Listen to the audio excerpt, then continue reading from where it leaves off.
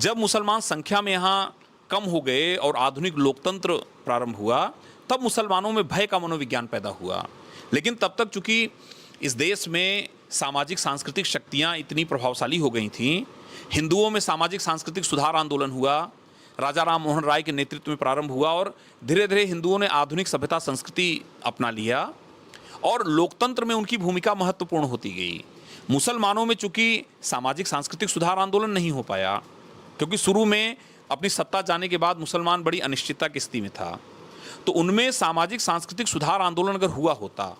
तो यह हमारे देश के लिए बहुत महत्वपूर्ण निर्णय होता। लेकिन ऐसा न हो पाने के कारण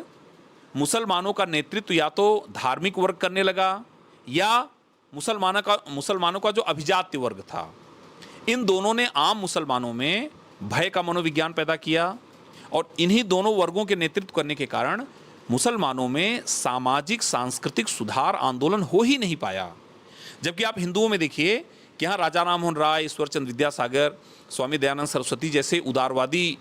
नेतृत्व के रूप में लोग आए, जिन्होंने पूरे समाज में जाति व्यवस्था, स्त्रियों के मुद्दे और जितनी सामाजिक कुरीतियाँ थीं उनके खिलाफ आंदोलन किया। तो हिंदुओं का मध्यकाल से आधुनिक काल में जो रूपांतरण हुआ वह सामाजिक सांस्कृतिक आंदोलन के द्वारा हुआ। ज्योतिबा फुले से लेकर श्री नारायण गुरु और जितने दक्षिण भारत में से समाज सुधारक रहे, बाबा साहब भीमराव अम्बेडकर, ऐसे इन लोगों ने जोर दिया कि हिंदुओं में जो सामाजिक बुराइयां हैं वो दूर हों और उसका परिणाम हुआ कि हिंदू आधुनिक और प्रगतिशील हो गया। लेकिन चूंकि मुसलमानों को इसके लिए समय नहीं मिला, क्योंकि उनमें सामाजिक सांस्कृतिक सुधार आंदोलन वास्तव में हुआ ही नहीं और अलीगढ़ आंदोलन बाद में एक राजनीतिक आंदोलन बदल गया। इसके बाद जितने सुधार आंदोलन हुए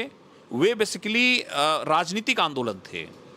इन्होंने आम मुसलमानों में लोकतांत्रिक संस्कृति, आधुनिक शिक्षा, इसके प्रति कभी ध्यान नहीं दिया और उसका परिणाम ये हुआ कि जो मुसलमानों का धार्मिक वर्ग था या मुसलमानों का जो उस समय इलीट क्लास था, अभिजात वर्ग था, इसने आम मुसलमानों को अपने नियंत्रण में ले लिया और यही कारण रहा कि देश के विभाजन के लिए ऐसे वर्गों को बहुत आसानी हुई। सर बिल्कुल सही बोला आपने। तो अभी हम इसी को ही कंटिन्यू करेंगे। ये सर मुझे ये जानना है कि जैसे अभी आपने मुस्लिमों की बात की और कोई रेनेसा पीरियड नहीं आया, कोई प्रबोधन काल, लेकिन अभी अगर वो, क्योंकि अभी भी स्थिति बहुत अच्छी नहीं है मुस्लिमों की, अगर अभी उनको इस चीज़ से बाहर निकलना हो तो उनको क्या करना पड़ेगा समाज सुधारक आंदोलन के साथ साथ, और कौन सी चीज़ों पर ध्यान देना पड़ेगा? क्योंकि जितने मुस्लिम पाकिस्तान में लगभग उतने ही मुस्लिम भारत में हैं और सब अच्छे से रह रहे हैं, कोई दिक्कत नहीं, लेकिन फिर भी उनकी स्थिति बहुत अच्छी नहीं है। तो क्या करना पड़ेगा मुस्लिमों को कि वो आगे बढ़ सके और मेन स्ट्रीम में आ सके? देखिए, जो सच्चर कमेटी बनाई गई भारत में, सच्चर कमेटी की अगर आप सिफारिशें देखेंगे और उसकी फैक्ट फाइल आप देखेंगे तो आपको समझ में आ जाएगा कि मुसलमानों की स्थिति इस देश में कितनी दयनीय है। और उसके पीछे सबसे बड़ा कारण क्या है कि मुसलमानों में चाहे शिक्षा का मामला हो, चाहे स्वास्थ्य का मामला हो या ऐसे सामाजिक मुद्दे हों, सामाजिक सुधार के मुद्दे हों, वास्तव में उन मुद्दों पर काम नहीं हो पाया। और इनका जो नेतृत्व है या तो धार्मिक वर्ग के हाथ में है या आज भी ऐसे सामाजिक अभिजात्य वर्ग के हाथ में है। इस कारण से जो आम मुसलमानों का नेतृत्व है, जब तक वह सामने नहीं आएगा, जब तक मुसलमानों के सामाजिक मुद्दों पर, वहाँ महिलाओं में शिक्षा के मुद्दे पर या उनमें जो आपसी विवाद हैं, चाहे वो धार्मिक मुद्दे हों, चाहे सामाजिक मुद्दों पर विवाद हों, जब तक इस पर खुलकर सामाजिक आंदोलन नहीं होगा।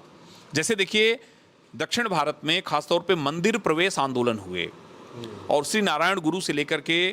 ईवी रामास्वामी नायकर पेरियार जैसा नेतृत्व सामने आया, जिन्होंने हिंदुओं में जाति व्यवस्था, जाति असमानता या जो धार्मिक पाखंड था, इसके खिलाफ जो आंदोलन किया, उसका परिणाम ये हुआ कि हिंदुओं में एक मजबूत मध्यम वर्ग उभर कर सामने आया। एक ऐसा वर्ग आ गया जिसने स्वयं नेतृत्व अपने हाथ में ले लिया और ऐसे महत्वपूर्ण मुद्दों पर आंदोलन प्रारंभ हो गया। महिलाओं के मुद्दे, चाहे पर्दा प्रथा हो, सती प्रथा हो, महिलाओं का बाल विवाह हो या बहु विवाह हो, ऐसे मुद्दों पर यहाँ पर सामाजिक सुधार आंदोलन प्रारंभ हुए और खुल करके हिंदू धर्म में जो कमजोरियाँ थीं उसके खिलाफ इन्होंने प्रहार किया। उसका परिणाम ये हुआ कि हिंदुओं का नेतृत्व एक प्रगतिशील और आधुनिक वर्ग के हाथ में आ गया। यह वर्ग उदार भी था, प्रगतिशील था, आधुनिक शिक्षित था और इसकी सोच वैज्ञानिक और तार्किक थी। इसका परिणाम यह हुआ कि हिंदू किसी भी अभिजात वर्ग या धार्मिक वर्ग के बहकावे में नहीं आया, वह स्वयं अपना निर्णय लेने लगा। लेकिन मुसलमानों में चूंकि जो रूपांतरण हुआ मध्यकाल से आधुनिक काल में, उसमें मुसलमानों को यह अवसर नहीं मिला और उनका जो नेतृत्व था उसने इन समस्याओं की तरफ ध्यान नहीं दिया। परिणाम ये हुआ कि उनके आंदोलन सामाजिक सुधार के स्थान पर राजनीतिक आंदोलन हो गए और मुसलमान, चाहे अखिल भारतीय मुस्लिम लीग हो, इस तरह के जो राजनीतिक दल आए, उन्होंने मुसलमानों में भय का मनोविज्ञान पैदा किया कि भारत में आपको एकजुट होना है, नहीं तो आप यहाँ खतरे में रहेंगे।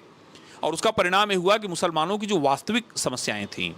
शिक्षा, स्वास्थ्य से जुड़ी समस्याएं, आधुनिक प्रगतिशील आंदोलन, इनसे मुसलमान दूर होता चला गया। तो आज भी भारत में ये जो मुसलमानों की समस्याएं हैं वो लगातार इसीलिए बनी हुई हैं कि जो आम मुसलमान है, लेकिन अब बड़ी खुशी की बात है कि आज चाहे पसमानदा समाज हो या मुसलमानों में से प्रगतिशील वर्ग हैं, वो अब सामने आ रहे हैं और धीरे धीरे इसका प्रभाव भी दिख रहा है कि मुस्लिम महिलाओं में भी अब अपने अधिकारों को लेकर के और ऐसे सामाजिक मुद्दों को लेकर के प्रगतिशीलता आ रही है। तो धीरे धीरे, लेकिन चूंकि इसमें समय बहुत ज़्यादा लग गया,